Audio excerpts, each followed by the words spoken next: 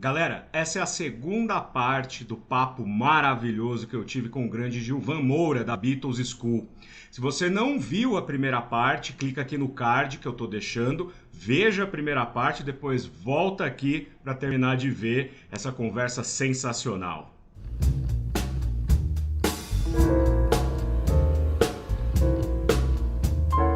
Muito bom. Cara, tá maravilhoso, velho. Tá muito bacana. Tô adorando bater esse papo. Vamos passar dessa fase pré-psicodélica e agora entrando aí nos Swing in London mesmo, né? Quer dizer, naqueles anos finais aí da segunda metade dos anos 60, quando a gente tem aí os Beatles abrindo mão das apresentações ao vivo, querendo se dedicar mais a algo profundo, além daquelas músicas. Tava ficando meio perigoso fazer show também para eles, né? Depois daquela história da Imelda Marcos lá nas Filipinas e, enfim, né? Os caras já estavam... Teve a história do John falando que... Falando não, quer dizer, foi citado fora de contexto que ele disse Sim. que os Beatles eram mais populares que Jesus, né?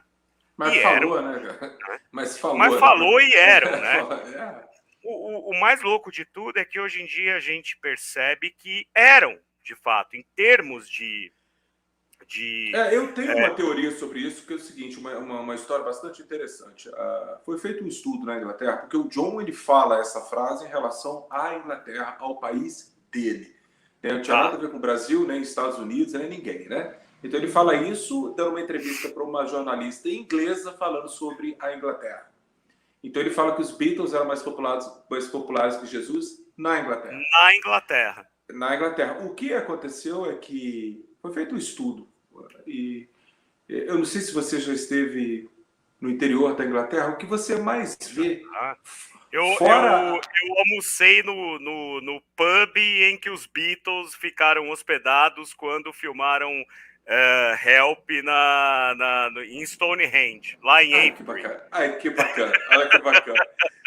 Então, o que acontece é o seguinte, e como você já esteve lá, há dois tipos de igrejas abandonadas. Há, logicamente, aquelas grandes catedrais que o Henrique VIII mandou tudo para o espaço, e há também, houve, no último século, um abandono. Então, quando você vai a Liverpool, todo bairro tem uma igreja linda, Sim. toda arregaçada, com madeira nas janelas, tapando, e eu perguntei para o motorista de normalmente em estilo gótico, né? Exatamente. E são lindas. E aí eu perguntei para ele, ele falou assim, não tem, as pessoas não vão mais à igreja e tudo mais. E aí eu estava lendo um artigo uma vez, feito por ingleses sobre a Inglaterra, de que hoje a porcentagem de jovens que vão a algum tipo de missa, de celebração religiosa, na Inglaterra é menos de 10%. Então nenhum jovem vai a uma igreja anglicana ou católica ou o que vai. Então eles estavam falando, John Lennon tinha razão sobre a sua própria Inglaterra. Os Beatles continuam, porque o cristianismo realmente encolheu na Inglaterra. Sim. Para o jovem. A igreja anglicana é uma coisa muito sui generis, peculiar, assim, em termos de cristianismo, né? Se a gente pensar. Não era muito difícil pensar que naquele momento, nos anos 60, quando os baby boomers estavam querendo romper com a tradição dos pais, né, que fizeram a guerra, né, a Segunda Guerra, e que de alguma forma estavam muito presos aos ditames do passado, não era muito difícil entender que esses jovens iam querer mesmo se rebelar, primeiro de tudo negando a tradição, ou seja, a religião, né? Sim. E a Rainha Vitória já tinha morrido há muito tempo, né? Então aqueles valores vitorianos já tinham ido pro saco. Não, a Inglaterra vitoriana tinha ficado lá no pai da Elizabeth, que está viva até hoje. Vai enterrar a gente, inclusive, viu? Vai.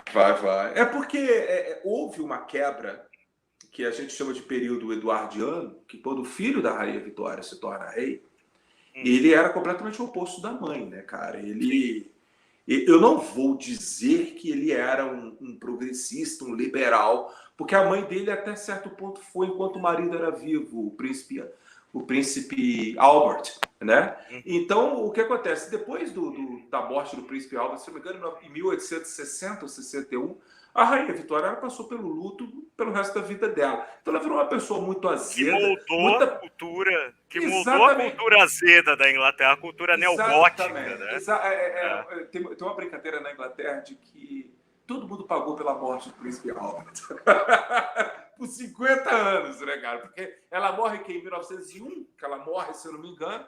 Então, aí o filho dela, que era o Edward, que é um bom vivant, é um cara que reformulou o Palácio de Buckingham, porque a Rainha Vitória quase nem ia lá, né? E ele começa a fazer festa. O que acontece é que com a morte... E é do lado, né? Sim, exatamente. O St. James Palace e o Palácio de Buckingham ali, é tipo... É daqui até a esquina. Exatamente, dá para ir andando, né, cara?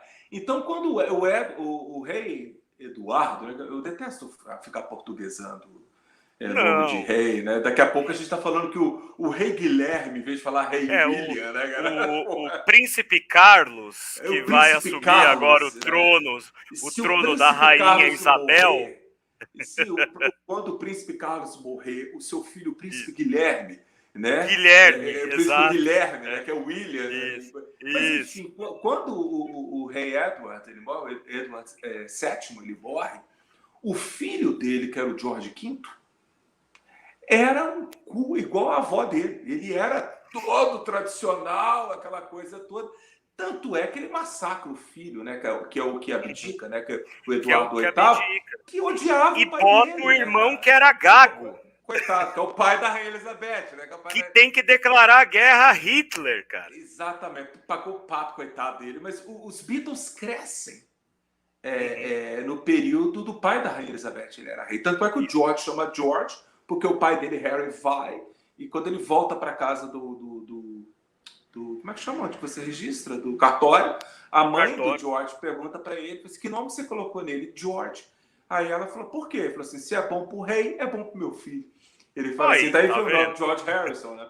Então, o que acontece? Eles crescem naquilo ali, e com a Segunda Guerra Mundial, os Beatles são filhos da Segunda Guerra Mundial, né? O 40, o John Ringo em 40, o Paul em 42 e o George em 43. Então, quando eles chegam à adolescência, todo aquele sofrimento, eles não passaram, talvez na infância, né, cara, segurando as rações ali, aquela coisa toda, que a Inglaterra passou um problema, mas ali já no final dos anos 50, quando eles já são jovens, já não tinha mais aquela miséria, aquela agonia que era os anos 30 e 40, né, da Primeira Guerra Mundial e o que segue ali até meados dos anos 50. Então, há de se entender que em 67, cara, a guerra já estava lá atrás. A guerra já tinha ficado, e qualquer lembrança daquele comportamento vitoriano e depois do período georgiano também, porque a gente fala de George V, e o pai da Rainha Elizabeth repete o que o pai fez, né? Daquela coisa tradicional da família, da tradição inglesa, aquela não chore na frente dos outros, né? Aquela coisa que veio parar até aqui no Brasil, né? Eu sempre brinco, a minha mãe sempre fala, não chora na frente dos outros, não segura para chorar em casa, né? Para você não demonstrar isso é uma emoção. tradição secular, né? Secular. Então, é incrível como que a Inglaterra moldou o mundo.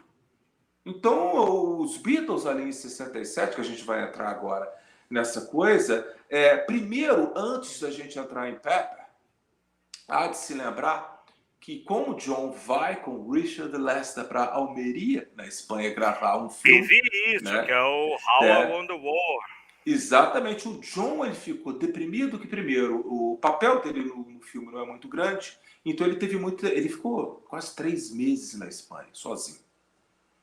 Então, ali... Creepwood. Creepwood.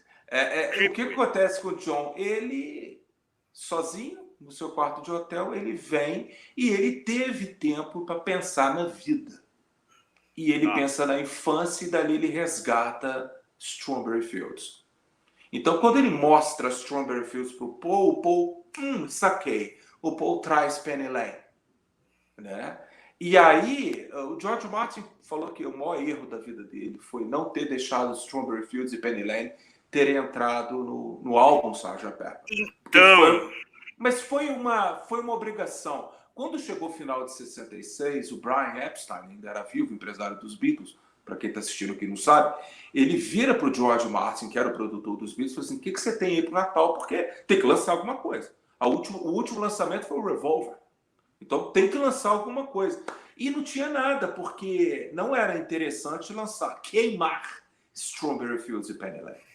Então, a gente tem que só fazer uma contextualização aqui, que é o seguinte, a gente tá falando de uma banda pop, então é maquininha de fazer música, não pode ter gap, assim, do tipo, um ano, dois, até o próximo disco, não, tem que ter o disco do começo do ano, do meio do ano e do fim do ano, o tempo inteiro. É o disco da Páscoa, o disco do Natal, tem que ter. E aí não tinha, quer dizer, tinha, né? No meio dessas duas músicas foi gravada uma musiquinha muito antiga dos Beatles, chamada When I'm 64. O Paul fez a letra, mas a melodia já era lá de trás. Bem antiga. Então, o interessante seria colocar Strawberry Fields com o lado B, When I'm 64. Mas aí, como os Beatles tinham de praxe lançar um single com um duplo lado A, como foi, por exemplo, Day Tripper e We Can Work It Out, por exemplo, as duas foram parar em primeiro lugar. Então eles tentaram fazer de novo, só que uma atrapalhou a outra nas paradas de sucesso, o público não estava pronto para isso, para escutar uma música tão uau, né? Então, uma música chamada Release Me, Please Release Me, Let Me Go, que até o Elvis gravou, do Engelbert Humperdinck, que era o nome do cara. Pegou o primeiro lugar. Pegou o primeiro lugar e tal, então meio que... Mas os Beatles não ligaram para isso. Eles continuaram com o projeto de fazer essa banda chamada Sgt. Pepper, onde os Beatles não necessariamente precisavam ser os Beatles. Eles podiam ser esses personagens, essas paquitas coloridas que estão na capa aí. Né? Capa sanduíche original, anos 60. Você tem também, né? Mas esse aqui meu pai comprou, então tem a linhagem. Eu tenho 5 coleções dos Beatles, né? Que são todas as reedições, né, cara? Olha, então eu tenho assim, 5 Sgt. Pepper, 5 álbum branco, né, cara? Tipo assim, tem o original da época, depois a primeira prensagem da década de 70, a segunda prensagem da década de 70. Meticulosamente organizado por período separado de lançamento. Sim, é porque assim fica fácil para eu vou procurar, né? Então o que acontece? Eles fizeram esse alter ego, tipo assim, é o Sgt. Pepper. Então vocês podem trazer o que vocês quiserem. Então aí vem influência de tudo quanto é lado. O George estava completamente imerso na Índia. Ele traz essa música linda, Within Without, que eu não gostava quando eu era garoto. Hoje é talvez das músicas que eu mais gosto. É a predileta do John. O John falava que foi a melhor música que o George fez. E você tem ali Pepper, With a Little Help from My Friends e Lucy the Sky completamente conectados, como se fosse um mini rock ópera, né? Mas depois o negócio desandou. Doni, eles começaram tipo assim, foda-se, Sgt. Pepper, vamos fazer música. Vamos gravar as coisas. Vamos gravar e tal, e tentaram colocar como se fosse... Mas funciona, né? Funciona, porque igual o John sempre falou isso. Funciona porque a gente disse que funciona. É igual quando a gente estava na escola de arte, assim, o que é arte? Arte é tudo que o homem diz que é arte. Lembra desse conceito? Se eu falar que é arte, é arte. É arte, pronto, acabou, né? Então o John fala, a gente falou que funcionava, então funciona. Só que ele sempre falou que as suas... O lado A funciona, né? O B já... já vira um balada de gato danado. Lucy in the Sky, A Day in the Life, Good Morning e Mr. Kite, que são as colaborações do John, ele falou, eu poderia ter colocado aquilo no Revolver, no álbum branco. Mas cara, eu lembro quando eu acho que o John tá errado, pode ser. Eu lembro quando eu era moleque que eu achava Fixing a Hole e Lovely Rita e o She's Living Home, assim, cara, eu chorava quando eu ouvia essas músicas, assim, sabe? Mas são músicas que cabem, por exemplo, se você pegar Fixing a Hole, o Lovely Rita, e jogar lá no Revolver, elas funcionam. Entendeu? Pepper, pra mim, é uma coisa mas assim... Mas o timbre da música, você acha que funciona, assim? Eu acho porque se funciona Tomorrow Never Knows, entendeu? Se funciona She Said, qual que é o problema de colocar, por exemplo, Good Morning junto com Good Day Sunshine, entendeu? Não é algo que me incomoda. O que me incomoda aí a gente vai estender um pouco... a gente vai estender um pouco a discussão mas eu acho que é válido porque eu sempre achei que o Revolver, e ouvindo algumas coisas que veio depois, Revolver devia ser um disco duplo, não um álbum branco. Polêmica! Mas ele seria... é porque tem gente que fala o seguinte, o Revolver, ele tá mais próximo do Rubber Soul ou do Sgt. Pepper, na sua opinião? Ele tá mais próximo do Revolver. Não. É porque o George Harrison falava que podia muito bem ter sido o álbum duplo Rubber Soul e Revolver. Ele falou assim, não na gravação, mas tipo assim, no prazer que eu tive em fazer os dois. Eu falei, George, você já esqueceu tudo. Agora, há elementos do Rubber Soul, há elementos do Revolver que caberiam no Rubber Soul e há elementos do Revolver que caberiam em Pepper. Ele é um disco de transição. Ele é um disco de transição, com certeza. Né? Mas eu não vejo assim, quando eu penso em Sgt. Pepper, quando eu penso nessa foto aqui, eu penso, talvez por causa de coletânea. A coletânea azul, a 67, 70, ela começa com Strawberry Fields, Penny Lane, Sgt. Pepper, With a Little Help from My Friends, e Strawberry Fields, Strawberry Fields, Penny Lane, Sgt. Pepper, With a Little Help from My Friends e Lucy in the Sky. E se eu não me engano, depois esse lado disso termina com All You Need Is Love, eu posso estar enganado. Eu só sei que é muito assim, elas se casam. Né? Eu colocaria com elas Mr. Kite. É porque eles estavam fazendo muita coisa na época. Sim. Né? A partir do momento que eles apertam do palco, os caras vão... Sim, mas o problema de você conhecer demais, você quebra um pouco a magia. Eu, por exemplo, você perde a inocência. Eu sei. Como eu tenho a coleção, essas caixas super de luxo e tal, eles colocam os outtakes em ordem cronológica. Então você sabe que, como foi gravado Pepper foi gravado assim, Strawberry Fields, When I'm 64, Penny Lane, a música Sgt. Pepper, a canção Sgt. Pepper, que abre o disco, e A Day in the Life, e Mr. Kite. Então, para mim, elas estão juntas, entendeu? Porque como eu já conheço os outtakes, né? E depois o resto. Depois vem o resto, entendeu? Então, eu tenho muito essa coisa de A Day in the Life. É A Day in the Life, não é Need Love, não tô ficando doido. Eu tenho muita coisa dessa A Day in the Life, Lucy in the Sky, Pepper e With a Little Help from My Friends, Penny Lane e Strawberry Fields juntas, como se elas fossem um álbum à parte. Claro. E o restante, como Fixing a Hole, Getting Better, A Lovely Rita, para mim é outra coisa. É outra coisa, entendeu? Entendi. Então completo disso. E orna tão bem, né? Quer dizer, para mim, por exemplo, que tô ali imerso na energia de Sgt. Peppers, né? Que meu pai sempre falava, esse aqui é um disco que eles queriam fazer do começo ao fim, mas aí depois largaram mão no meio do caminho e tal. Mas para mim parece muito coeso, né? Ele é redondinho, né? Ele é redondinho, né? E outra, uma coisa que eu ia perguntar para você é o seguinte: lá no documentário do Anthology, a gente vê um trechinho de o que seria um videoclipe do Sgt. Peppers com os bonequinhos se mexendo e tal, né? Quer dizer, que foi concepção do Michael Cooper e do Peter Blake, né? Fica lá com a cabecinha lá pra isso. Cadê isso daí? Onde que tá isso daí? Cara, isso é um videoclipe oficial? Isso é um filme oficial? O que é? Eu sempre tive dúvida em relação de onde que saiu aquilo ali. Porque há uma história, hoje eu sei, porque junto com a edição super de luxo vem um baita de um livro. Né? E eu não sei se você sabe disso, mas eu acho que a maioria das pessoas que estão assistindo não sabem disso. E só um pequeno detalhe. Quando o Get Back foi lançado, esses fãs mais novos, eles viraram assim, Gilvan, tem filmagem também do Rubber Soul e do... With the Beatles, igual tem do Get Back? Eu falei, não tem. Eu falei, infelizmente tem trechos, mas não tem.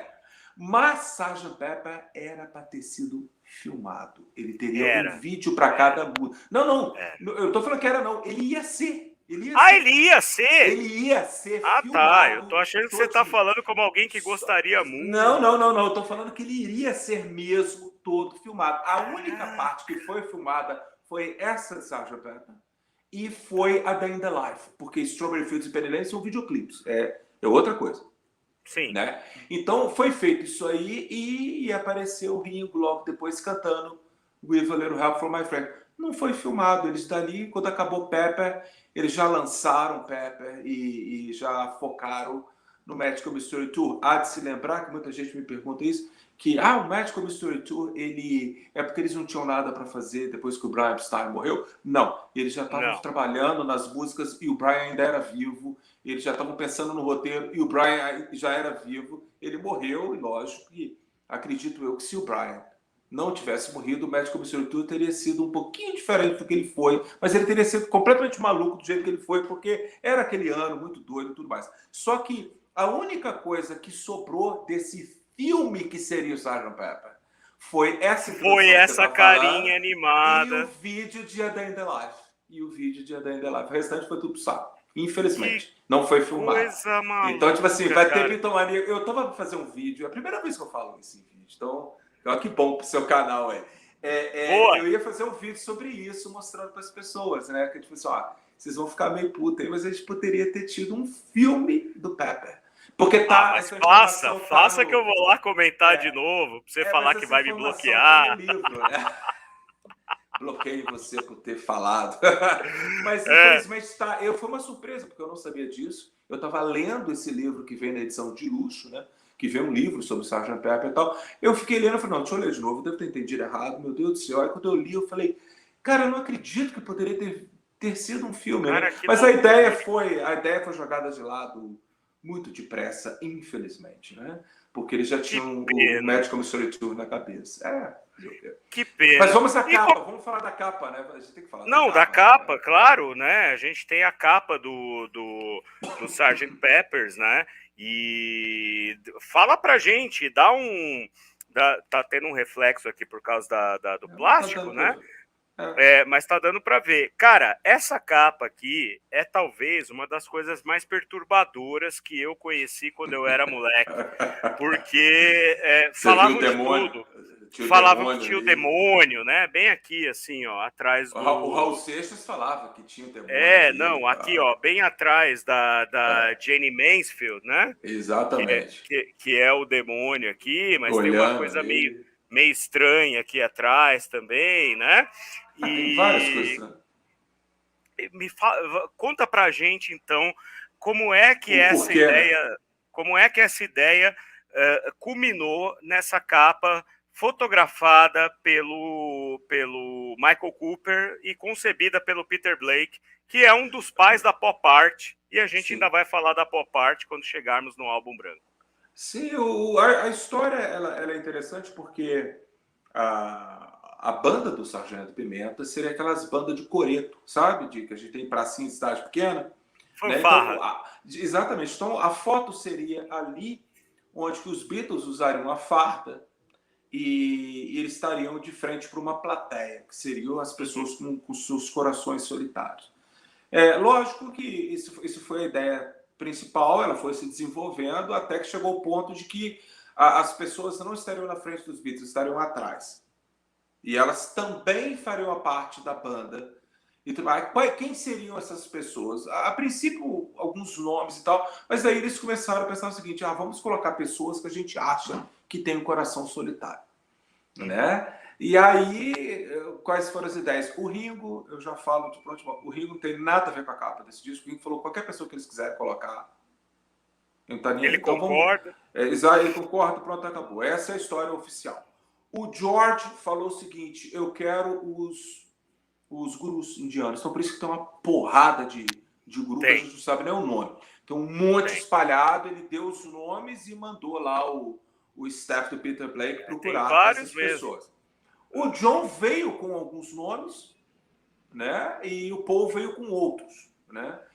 Por exemplo, o próprio Bob Dylan, o Stuart Sutcliffe, né? O Fred Astaire e tudo mais. O Stuart tá bem no cantinho ali. Tá bem no cantinho e tal. O John veio com duas pessoas que ele achava que tinham o coração solidário. 3, desculpa. Uma era o Gandhi, mas aí o presidente da EMI, o Sir Joseph Lockwood, falou, John, de jeito nenhum. O Gandhi é um homem santo, os Beatles vendem muito na Índia, e de jeito nenhum. Não vamos mexer com esse tipo de coisa. Ah, mas vou colocar Jesus, porque Jesus tinha o coração solitário. Aí foi a mesma coisa. Não, o John não vai colocar Já Jesus. tinha Não, vou colocar polêmica lá. Exatamente. Eu vou colocar o Hitler. Vou colocar o Hitler, porque o Hitler com certeza tinha o coração solitário. Fizeram o Hitler. Na hora de tirar a foto, o John falou assim: não, é melhor tirar essa porra daí. Tanto é que existe foto da capa, né, com o Hitler no canto, que ele falou: tira ele daí que ele não vai sair na foto, não. Então, agora, a grande coisa que é falado, que é muito importante eu falar com você, porque é uma coisa que é me perguntado assim, Doni, toda semana vem alguém me perguntar sobre isso e eu realmente não sei o porquê.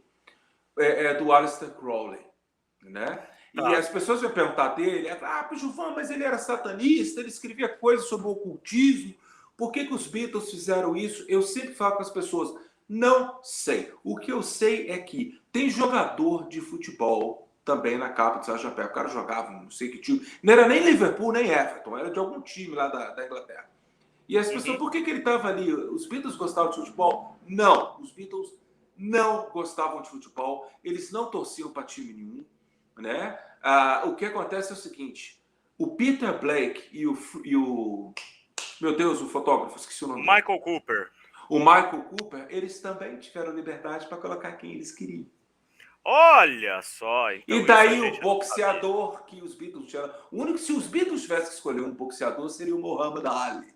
E não esse que está imaginei isso, né? Então, tem várias coisas de esportes ali que não tinha nada a ver com os Beatles. E dizem... tem muita gente que fala que é o John Lennon que escolheu o Aleister Crowley, porque eu não vejo problema nenhum, né? Porque o Led Zeppelin e o Black Sabbath também falavam sobre Aleister Leon e tudo mais. O John nunca foi dessa coisa de ocultismo. Pode ter sido... Há pessoas que falam que ou foi o Cooper ou foi o Peter Blake que colocou o Aleister Crowley ali, porque os Beatles deram liberdade para que eles pudessem colocar também quem eles achavam que tinha o coração solitário. Então, mas Gilvan, eu não estou passando pano, não. Eu só estou falando que eu não sei. Com certeza, mas aí eu vou dar uma especulada sobre o Aleister Crowley, né? Olhando pelo outro lado. O Aleister Crowley foi conhecido como esse ocultista, um cara mau, um cara maluco e tal. Só que o Aleister Crowley dentro da literatura inglesa, e você que tem essa formação em letras, com certeza há de pensar, estão ligando para você. É a Marilu deitada no meu laptop. Entendi. Várias teclas ao mesmo tempo. Isso acontece aqui caso o tempo inteiro com as gatas, né? Mas o Aleister Crowley, ele acima dessa verve de ocultista, satanista, e seja lá o que for, ele era um poeta da língua inglesa. Sim, ele conheceu o Fernando Pessoa. A gente tem que estudar sobre ele na faculdade, né, cara? A gente tem que estudar ele, porque assim, ele é um cara que a poesia dele era uma poesia fora do tempo em que a poesia metrificada, bonitinha, né, ali da era vitoriana, é completamente fora, né?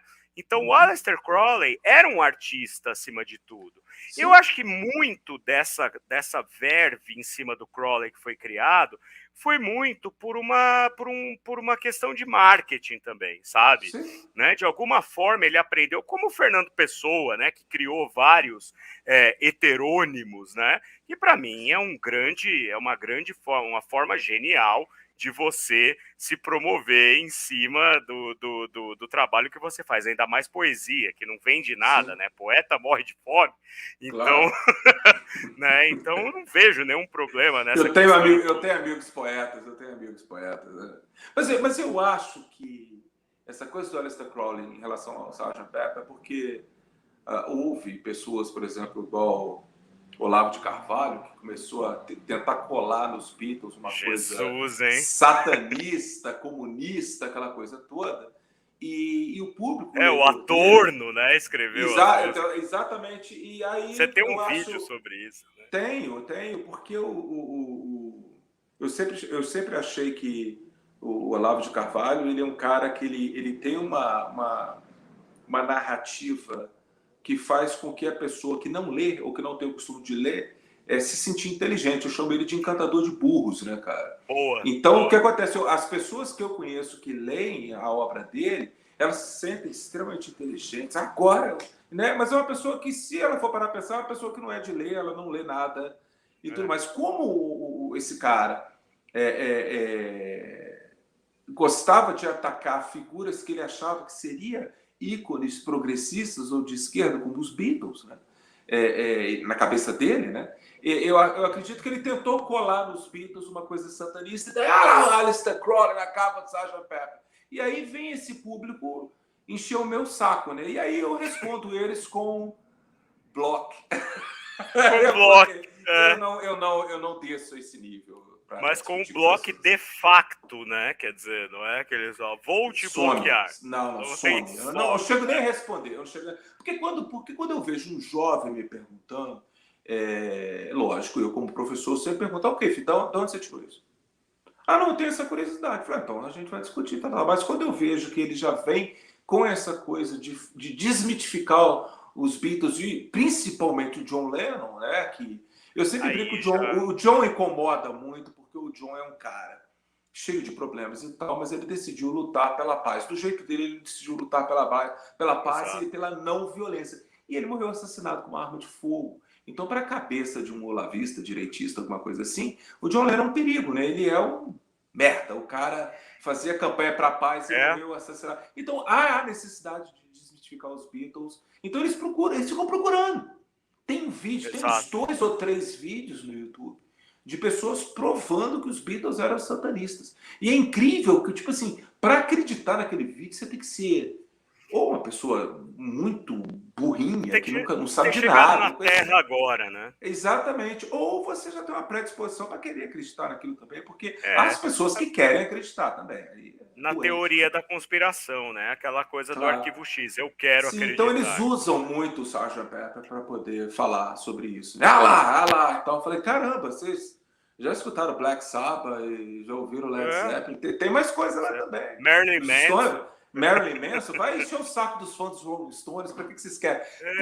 Por que pega os Beatles? Porque os Beatles têm essa coisa de talvez, eu não sei de onde que eles tiram que os Beatles são progressistas. Vamos para a nossa próxima obra-prima aqui, que durante os eventos de Sgt. Pepper também saíram umas músicas que acabariam aqui, né, cara? Sim. No Magical Mystery Tour, que aí a gente pode falar tanto do disco quanto do filme, né? Eu tenho um vídeo aqui no canal, tô deixando aqui o card para vocês, e o Magical Mystery Tour é um novo projeto cinematográfico dos Beatles ali depois do Help e antes, né, do Yellow Submarine, que já estava meio que sendo pensado, salvo engano e tal, mas quando o Brian Epstein morre, eles estão, né, no retiro deles, e aí eles voltam com esse projeto. Como é que como é que surge esse projeto que é tão fora da casinha, né? Quer dizer, que é tão diferente de tudo que foi visto até agora. Quer dizer, os Beatles eram uma banda que era aquele exemplo de ídolos, assim, né, muito bem apessoados, com músicas bacanas e tal, depois se tornam um pouco excêntricos com o Sgt. Peppers, o Revolver Sgt. Peppers, e de repente os caras se tornam completamente hostis, assim, com um filme como Magical Mystery Tour, que inclusive foi exibido no Boxing Day, e foi um fracasso, né? Porque começa que foi exibido em PD, quando o filme era colorido, e o filme tem essa estética psicodélica colorida para ser mostrada dessa maneira. Então, a transmissão já matou o filme, né?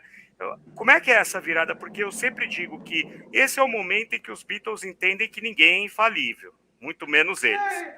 Eu acho que eles tinham... Há um golinho deles estarem um pouco perdidos, porque, lógico, ao perder o Brian daquela forma, que o Brian não ficou doente e morreu, ele teve uma overdose lá de pílulas lá para dormir, para acordar, e ele morre de repente num momento onde que o George trouxe, através de sua esposa, Patty, quem sabe através da meditação transcendental, a gente encontra, porque o George sempre falava, a gente encontra o que a gente quer, né? Porque o George sempre falava que a partir do momento que você ganha fama e dinheiro, você fala, opa, não é só isso, a vida não é só isso. Então ele vai à procura disso e os outros três falam, então tá, vamos ver. Né? E nesse momento o Brian morre, né? Então eles voltam de Bangor, que era no País de Gales, eles voltam a Londres e este é o momento onde que eles têm que decidir o que a gente vai fazer da vida. Porque sem o Brian, que tomava conta de praticamente tudo da vida deles, o Paul toma as rédeas. Quer dizer, ao mesmo tempo, eles agora estão por si próprios, né? Sim, mas faz o que quiser. Houve a necessidade de alguém vai ter que fazer alguma coisa. O Paul toma as rédeas e vão fazer esse filme. O John era o seguinte, o John era muito doido, mas ele era muito assim, ele amava o dinheiro, tinha muito medo de perder o que ele tinha conseguido, né? E quando ele tinha que ser profissional, ele era. Muito. As pessoas se assustaram muito no documentário Get Back de ver como que o John, quando ele sai de Twickenham e vão para a Apple, como que o John... Ele muda. Ele muda. Eu falei assim, mas aquele ali é o John Lennon. O John Lennon era maluco. Ele não era um drogado maluco com uma história que quis passar na época, não. Ele era um cara que ele tinha total consciência do nome, ele achava que a banda era dele e se uma derrotada dos Beatles era a derrota dele. Então, o que acontece? Ali o John fala, então tá, Paul, vamos fazer o que você quer. Né? Então, o Paul vem com um plano, que é até uma brincadeira, ele faz um círculo. E uma pizza, né? Uma pizza, ele vai cortando, enfatiza. Aqui a gente vai colocar uma música tal, Hamilton Wallis, o George vai vir com a música dele, o Ringo. Aí começaram a colocar elementos circenses, talvez elementos do Benefit for Mr. Card, que eles trazem a mulher gorda, do circo, né? O anão, né? Os comediantes que eles eram fãs. O problema é que eles não souberam aproveitar aquele elenco que eles contrataram. Há diversos comediantes... Que é muito bom. Muito. Sim, há diversos comediantes de palco, que hoje que a gente chama de stand-up, né? Que era ali da Inglaterra, que o John era fã. O John traz esses atores, mas ele não aproveita deles, né? Tanto é que quem tem um DVD pode ver que as cenas que foram deletadas são bem mais interessantes que as cenas que foram passadas no filme. Tem certas cenas verdade. Brilhantes de um comediante que era o John chamava de Rubberman, que era um homem borracho. Ele andava mexendo com o pescoço assim, e ele perseguindo mulheres, cara, ali na praia. Então eles acharam muito erótico, aí no final eles decidiram cortar essa cena. Ué, mais erótico do que o Bonzo Do da Band lá. Sim, mas é maravilhosa aquela cena. Mulheres de biquíni na praia. Então eles falaram, era uma ideia do John essa cena. Então ele falou assim, é melhor não usar, porque é um pouquinho demais um homem pervertido, com o apelido de homem borracha, correndo atrás da mulherada de biquíni. Porra, né? E aí o que acontece? Então eles fazem aquilo ali, lógico, igual você já contou no início, foi um fracasso, o filme passou em preto e branco, aquela coisa e tal. E tipo assim, eu gosto dele. Às vezes eu assisto, adoro. E eu dou muita risada. O John acabou substituindo o homem borracha pela mulher gorda comendo espaguete, porque ele sonhou com aquilo, né? Então ele faz a cena do sonho e tal. É um filme psicodélico, doidão, maluco dos anos 60. Eu acho que ele não tem nada demais. Mas como o Paul fala, né? É um filme que você pode ver o vídeo de Hamilton Wallis, então já tá bom, né? Porra, é só a música que eu acho que é a melhor música dos Beatles. Julgue-me, você que é especialista. Julgue aí pra baixo. Julgue aí pra baixo. Pra mim, I Am The Walrus é a melhor coisa que os Beatles já fizeram enquanto banda, cara. Sim, né? Porque tem tudo ali, né? Tem Lewis Carroll, tem o arranjo de cordas do George Martin, tem o vocal, né? O timbre de vocal ali do John. Uma bateria legal do Ringo. Bateria legal pra caramba. O baixo, né? Dá pra você ouvir o baixo. Tom. E o vídeo é muito legal, né? O vídeo é muito bom. Ou seja, o filme é isso aí. Então, quando eles acabam para fazer o guincho para 68, quando eles terminam esse filme, lógico que a trilha sonora vendeu, porque as músicas são todas ótimas. Tem Mother Should Know, The Fool on the Hill, a própria música Magical Mystery Tour, do George. As pessoas não gostam muito, eu adoro Blue Jay Way. Então, quando eles viram para 68, eles decidem ir para a Índia. Aí que eu te falo, como eles estavam perdidos, eles falam assim, a gente tem que achar um caminho. E talvez uma ida para esse retiro espiritual a gente se encontra. Então eles deixam já gravadas 4 músicas, caso seja. Tipo Elvis antes de ir para o exército, o Coronel Tom Parker vira para deixa as coisinhas prontas deixa ali. Tudo pronto, né? Então os Beatles gravam Across the Universe, Hey Bulldog, eles gravam também Lady Madonna e The Inner Light. E The Inner Light. Então eles escolhem The Inner Light, que é a versão de Asa Branca. Piada brasileira, né, cara? Então esse disco é lançado, eles vão embora.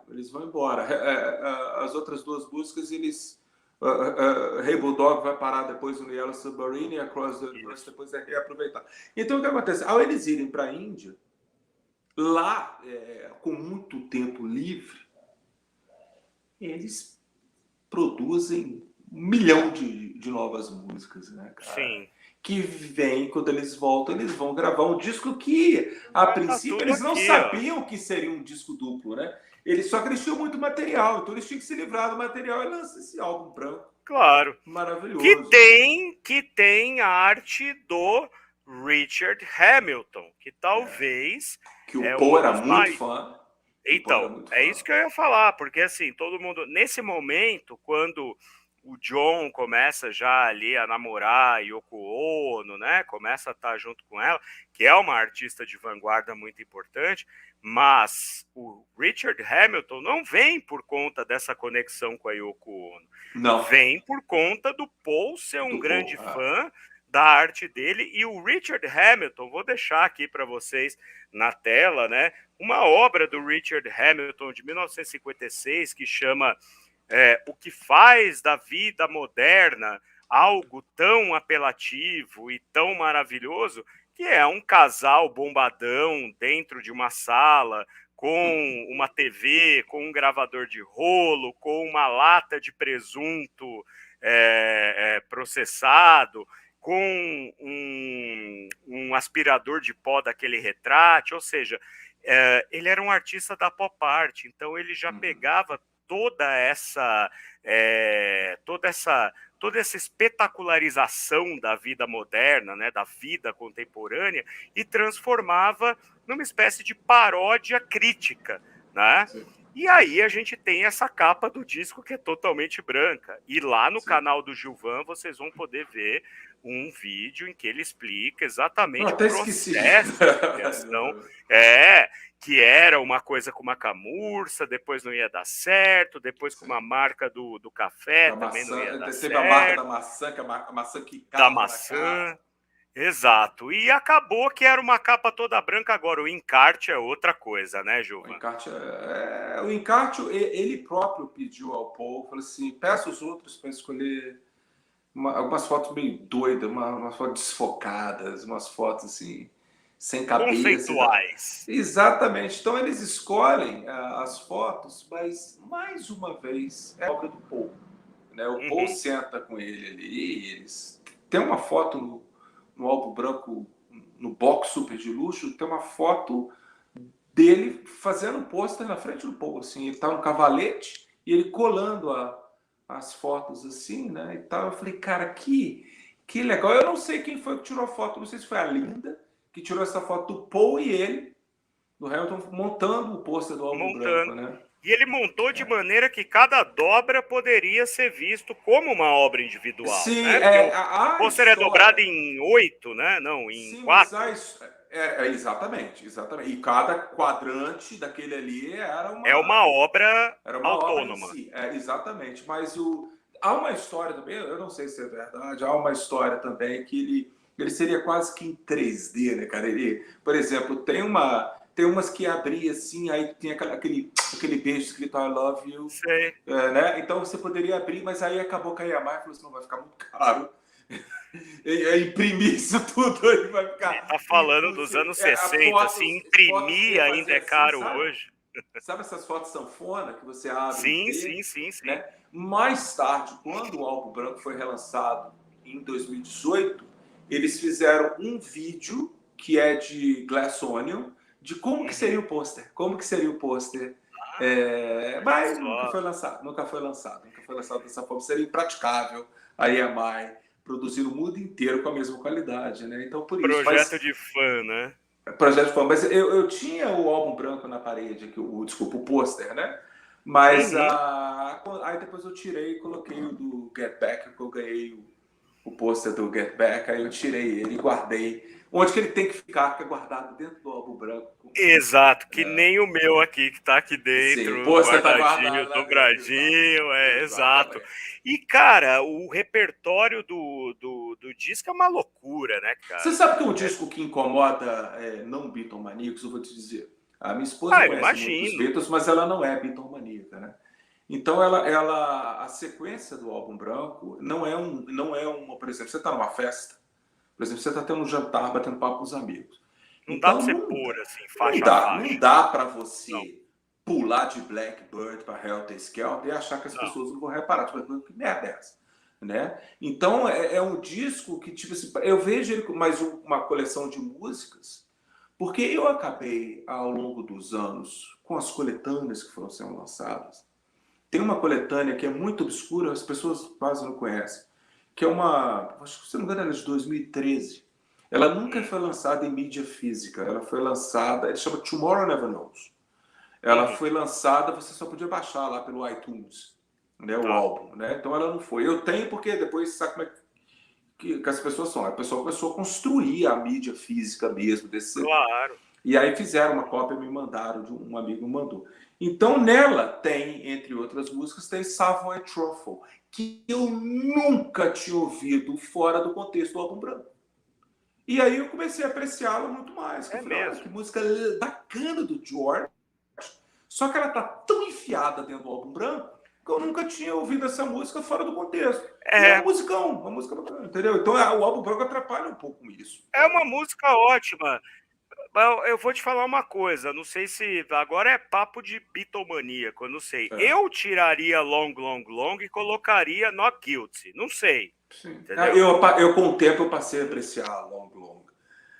Eu passei a apreciá-la. Eu até hoje porque não eu achava consigo. ela chata, ela chata pra cacete. Você sabe quando eu apreciei? Eu vou te falar, há uma dica para quem tá assistindo. Há uma banda, se não me engano, é holandesa, alguma coisa assim, se chama The Analogues. E eles tocaram o álbum branco na íntegra, num teatro, usando os mesmos instrumentos, a mesma marca, de todos os instrumentos que os Beatles usaram. E tudo ao vivo. Então, por exemplo, em Martha My Dear, não tem lá trompete, aquela porra que eles colocam, lá trombou um cara tocando. Então eles tocam, tipo assim, como que foi? Né? Então, por exemplo, na música tal tem 2 baixos. Tem o Rickenbacker e tem o Fender. Então tem um cara tocando o Rickenbacker e tem um cara tocando o Fender. E o outro lá com esse grau de minúcia, assim. Cara, é perfeito. Eles são muito... E quando eles tocam Long, Long, Long, aí eu falei, porra, que musicão, cara. Você vê a banda tocar Long, Long, Long. Eu não me imagino. Aí deve mudar. Aí deve mudar. Mudou completamente. Cara, que demais, cara. Assista, demais, se você tiver um tempinho. Vou, com certeza. Prazer. Doni, é um certeza. prazer ver aquele vídeo. Chama The Analogues. Que demais. Vou procurar, com certeza. Antes da gente pular, eu vou pular o Get Back, Let It Be, para a gente poder fazer o encerramento, batendo papo sobre, que é o evento mais recente relacionado aos Beatles, para falar da foto mais perseguida, né? Eu, quando morei em Londres, você morou em Londres também, era praxe correr lá e tirar foto, né? E não ser atropelado. E não ser atropelado, porque eu vou contar para vocês uma coisa, o Gilvan vai entender. Quem não conhece a Abbey Road, ela não é uma bifurcação, ela é uma trifurcação. E ela tem um obelisco afastado, assim. Onde que foi tirada a foto, né? Assim, exato. De trás. Exato. Só que não tem farol de pedestre, aquela bola piscante que o motorista sabe que quando tem pedestre na faixa, você para e o pedestre atravessa. Agora, que motorista não vai ficar irado querendo atropelar os desgraçados que querem atravessar para ficar tirando foto ali no meio, entendeu? Chato, a Bay né, Road é um inferno, cara. O pessoal passar ali... Eu, quando morei em Londres, às vezes eu levava o pessoal que ia me visitar e tal. Vamos conhecer a Bay Road? Vamos. Todo mundo queria tirar foto. Não dava para tirar foto nesse ângulo. Até dá, mas você tem que estar no obelisco com uma câmera potente para poder pegar de frente. A então, minha só esposa parando tirou o trânsito, uma pau de né? selfie. A minha esposa pegou um pau de selfie. Uma pau de e selfie. Aí ela subiu com a câmera virada para baixo para poder sair, porque você tem que pegar a faixa assim. Exato. E Exato. aí as pessoas vão lá e vai no ângulo, não fica legal a foto, né? Exato. Eu vou até deixar aqui embaixo o link da câmera ao vivo de Abbey Road. Tem uma câmera que fica no prédio da EMI ali, que você pode ver a Abbey Road 24 horas por dia. Você vê no ângulo invertido. Então você vai ver que tem o obelisco ali, tem uma rua que vem de baixo, tem a que desce da avenida, né? Assim, que vem... Para quem está olhando do estúdio para o obelisco, à esquerda é da onde que a gente vem da estação de St. John's Wood, né? Exato, que é a rua que está atrás. Você sobe, atrás. Tem a avenida, tinha um HSBC ali há muitos anos atrás. Tem o hospital, tem o hospital de St. John's Wood. Exato. Aí você vira a curva. Você vira a esquininha, já tem a placa Abbey Road, assim, toda escrita, né? Tipo, né, o muro também. É uma beleza, né? E para mim é o melhor disco dos Beatles, assim, também, né? É uma coisa maravilhosa, é um canto do cisne, bem cantado, né? Diferente do Let It Be, que eu sempre digo que eu acho um disco meio enjoado, mas eu acho que é por conta justamente da má impressão que o filme Let It Be deixa no fã, porque aquilo não dá 5% do que o filme Get Back mostraria pra gente. Nem 5, né? Michael Lindsay Hogg tentou fazer um trabalho muito bacana. Michael Lindsay Hogg, que dizem que é um filho meio... Do Orson Welles, né?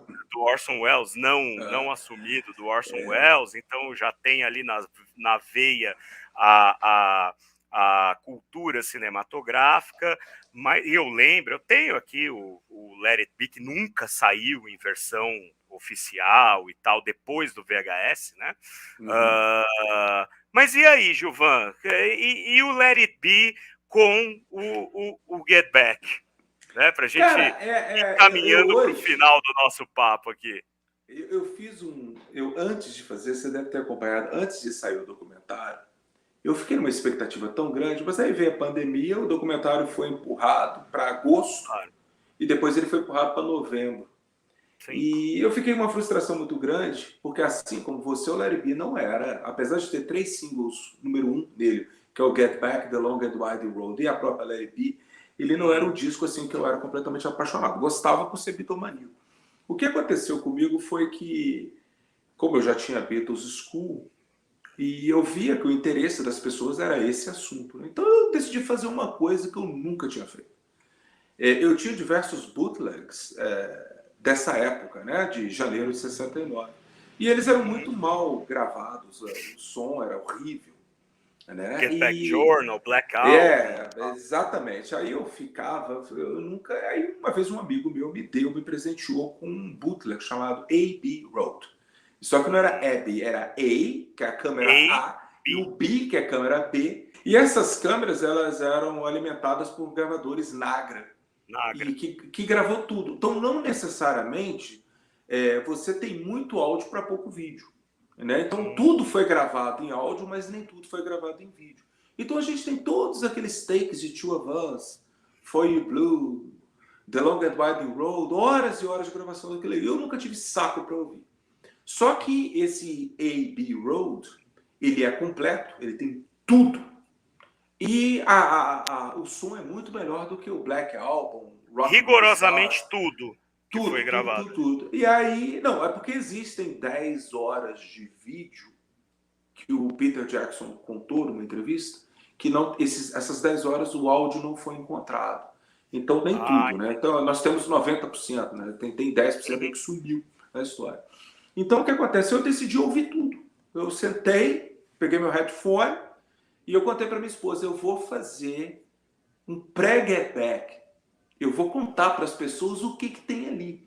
O problema, Dona, é que eu não sabia a quantidade de informação que eu tive minha vida inteira e nunca tive saco para ouvir. Não sabia o tamanho da dor de cabeça que você estava arrumando para você. Quando eu comecei a ouvir, hoje eu tenho um grau assim, de conhecimento da língua inglesa que eu não tinha quando eu era garoto, quando eu adquiri esses bootlegs. Então, hoje eu podia entender, desde que eu aumentasse bem o som, eu falei assim, porra, eles estão falando disso, falando daquilo. Então, eu meio que fiz um puta spoiler do documentário. Então, os fãs brasileiros, eu tenho muito orgulho disso, os fãs brasileiros foram assistir Get Back já sabendo tudo que apareceu. Já meio brifado. Aquele vídeo que você fez, que eu tava, inclusive, revendo hoje, antes do nosso papo. Eu nunca fui tão parabenizado. Cara, eu acho que se tinha algum prêmio, Beatlemania, sensacional, de vídeo, as pessoas falavam, era seu. Era meu. Porque eu mesmo fiquei impressionado, porque quando eu fui assistir o documentário Get Back do Disney Plus, eu simplesmente vi tudo que eu falei. Entendeu? E eu fiquei tão feliz, porque aquilo ali, cara, tem muito bitomaníaco que não gosta de mim, não vai com a minha cara, tal. Mas eles não podem virar e falar assim... Não pode dizer que o seu trabalho não é de qualidade. Exatamente. Eles o cara tem que dar o braço a torcer, porque o cara correu atrás. Então eu fiz aquilo ali tudo, e aquilo me deu uma ânsia de ver o documentário muito grande. E eu comecei a falar com as pessoas o seguinte, porque a narrativa era... o Let It Be mostra o fim dos Beatles. E aí eu comecei a falar com as pessoas, falei assim, gente, não. Não, eles estavam numa boa. Raramente tinha uma briga. E a própria Yoko Ono estava caladinha. A gente não escuta muita voz da Yoko. Sei lá, 50 horas de áudio. Outra coisa é ver. E aí, quando o documentário veio, a gente viu o que eu estava falando, né? Exato. E aí, cara, eu quase que eu caí pra trás, porque eu falei, porra. Era isso que eu tinha ouvido. Cara, exatamente. E você vê também que a gente tinha algumas rusgas ali e tal, mas eles não estavam brigando, eles estavam trabalhando. Não estava no clima de desgraça. De final. Total. E eu nunca entendi isso, porque como o Abbey Road foi gravado bem depois, eu falei, como é que uma banda que tá acabando gravaria o Abbey Road? Grava a Abbey Road, cara.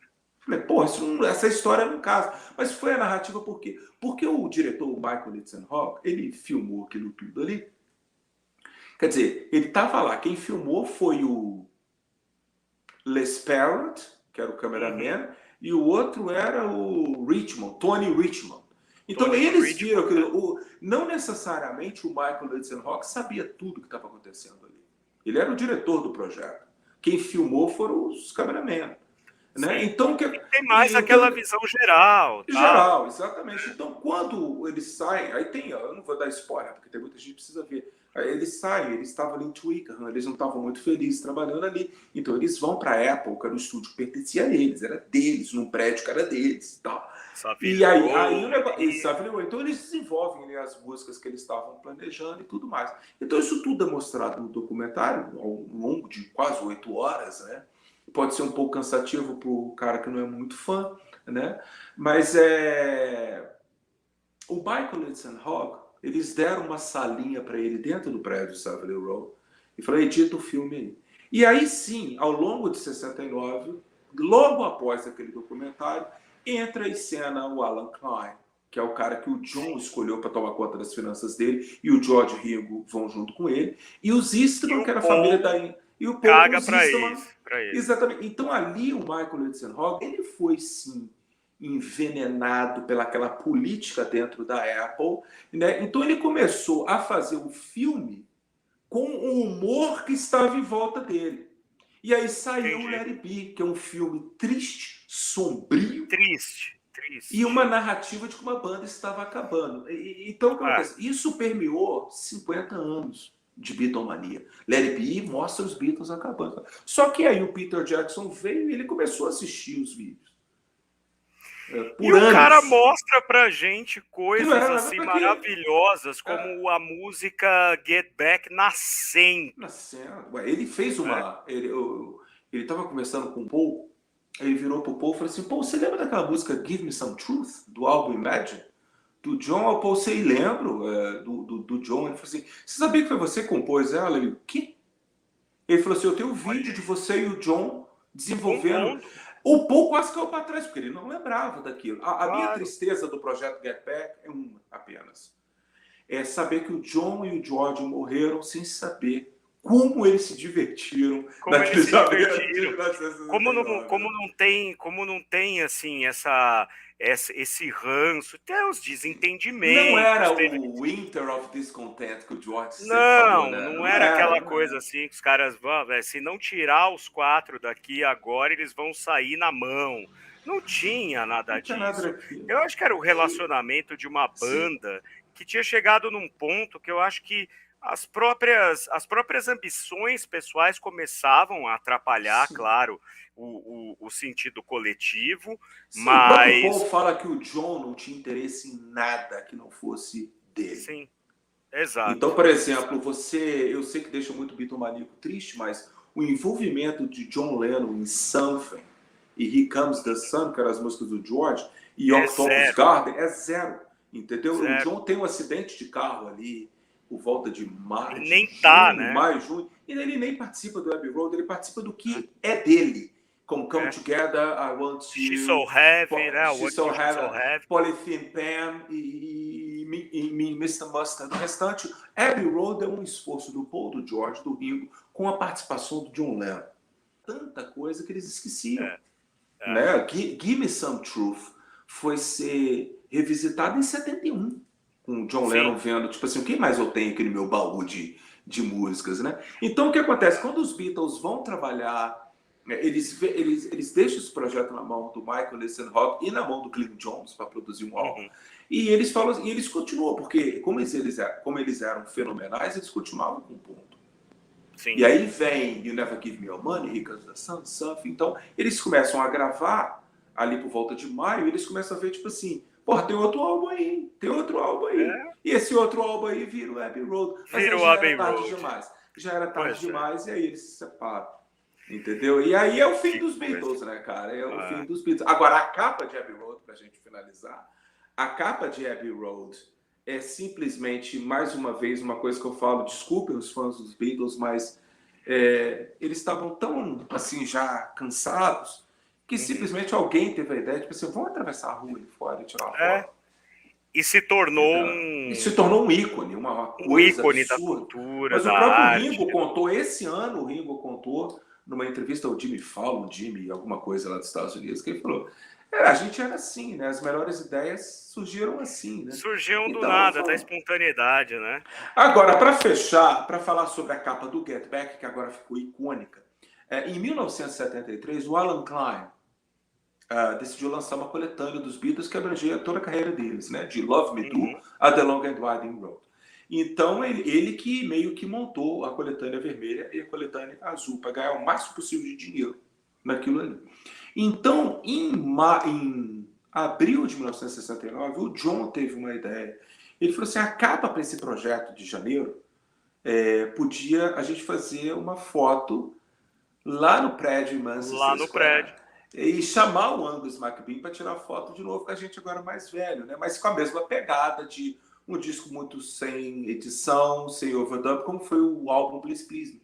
Então eles vão tirar uma foto, né? Mas ela foi meio que jogada de lado, porque entrou 69, restante de 69, eles se separam e tal. E aí o nome do disco muda de Get Back para Let It Be, né? E o Alan Klein pega as fotos do... esqueci o nome dele. Então o Alan Klein faz essa capa preta com essas 4 fotos deles separados. Dizem que foi proposital, o fundo da foto do Paul está em vermelho e dos outros 3 estavam branco, que os 3 que estavam com Klein e quem não estava com Klein. E quem não estava. Exatamente. Então, quando foi mais ou menos por volta de 1971, há uma briga do John e do Paul pela imprensa. E o John fala, que capa ridícula que foi a capa do Let It Be, achando que foi o Paul que escolheu. Só que o Paul não tinha nada a ver com a capa, né? Aí o John pergunta na carta, cadê as fotos do Angus MacBean que eu pedi para tirar da gente imitando a capa do Please Please Me? Ninguém sabia. Então, o Alan Klein descobre essas fotos e essas fotos passam a ser a foto da coletânea azul e vermelha. Hoje, ela virou a capa do que... A capa tinha que ser, que é a capa do Get Back. E ela voltou a ser icônica Voltou a... Só que o Angus McBean não está mais vivo para poder desfrutar dessa coisa tão tudo bacana. Que foi trazido de volta à baila com esse projeto Get Back. Exatamente. Senhor Gilvan Moura. E fechou 2 horas e 30 minutos certinho. 2 horas e 30 minutos. Meu querido, muito obrigado. Faça o seu jabá. Conta pra gente que você está fazendo a consultoria técnica dessa tradução maravilhosa que vai sair, mas fale o que você puder, o que não puder, não fale. Não, eu posso falar tudo.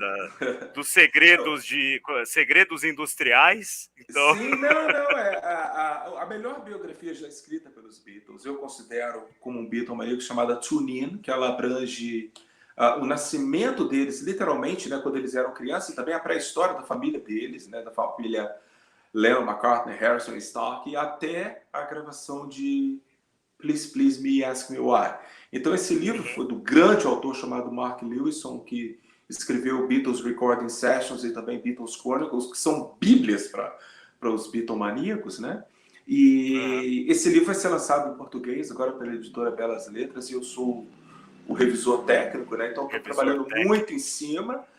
O fato de ser professor de inglês é um bônus, né, cara? Porque eu não deveria me meter na tradução, mas os editores falam, não, se meta assim, porque você conhece o original tão bem, né, e tal. E eu também fui convidado para fazer também a revisão técnica do livro Get Back, que vai ser lançado também em português agora, eu acredito que vai ser no meio do ano. Então tem esses 2 projetos. Vou também dar aula agora na PUC, Rio, né? Que vai ter até uma aula de graça, que vai ser agora, sexta-feira, agora, para o grande público. É só ir lá no site da PUC, uma aula aberta. Bacana. E as aulas devem começar na outra semana, onde que eu vou dar aula sobre Get Back, eu vou dar aula sobre o Anthology, e vou dar aula também sobre as discussões do John e o Paul ao longo da vida, através de música e cartas que eu tenho dos dois. Essa serão os temas das minhas aulas, que são com as palestras, né?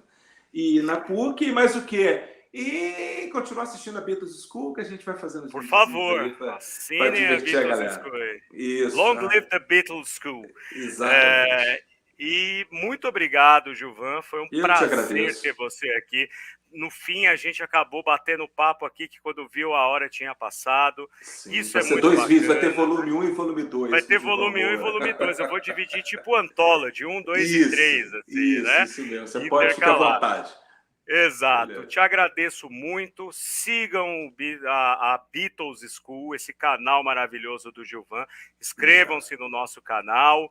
Olhem aí embaixo na descrição que estão todos os links para vocês apoiarem a gente. Tem os meus cursos na área de linguagem cinematográfica e sobre história do cinema brasileiro. Voltamos em breve com mais um vídeo aqui no Doni Correia, uma teia de ideias. Muito obrigado. Tchauzão.